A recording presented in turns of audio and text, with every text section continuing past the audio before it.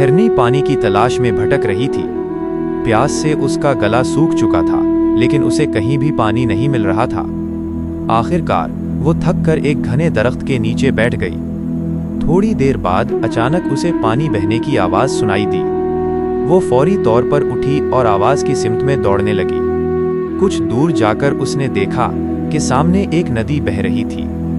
नदी को देखकर वो दौड़ती हुई नदी के किनारे पहुंची, लेकिन जैसे ही उसने दाएं तरफ देखा तो उसकी नज़र एक शिकारी पर पड़ी जो हाथ में कमान लिए उस पर निशाना साध रहा था। जब उसने बाएं तरफ देखा तो वहां एक डरावना शेर झाड़ियों में छुपा हुआ उस पर झपटने के लिए तैयार था। पीछे मुड़ी तो देखा कि जंगल में आग लगी हुई थी। अब हिरनी चारों तरफ से घर चुकी थी। सामने नदी, दाएं तरफ शिकारी, बाएं तरफ शेर और पीछे जलती हुई आग। हिरनी ने गहरी सांस ली और आहिस्ता से बोली, मैं तो वैसे भी मरने वाली हूँ, तो क्यों ना अपना मकसद पूरा कर लूँ। ये कहकर वो सुकून से झुकी और पानी पीने लगी। तभी खुदा की रहमत को जोश आया और कुछ ही पलों में आसमान पर काले बादल छा गए। तेज गरज और चमक के साथ बारिश शुरू हो गई।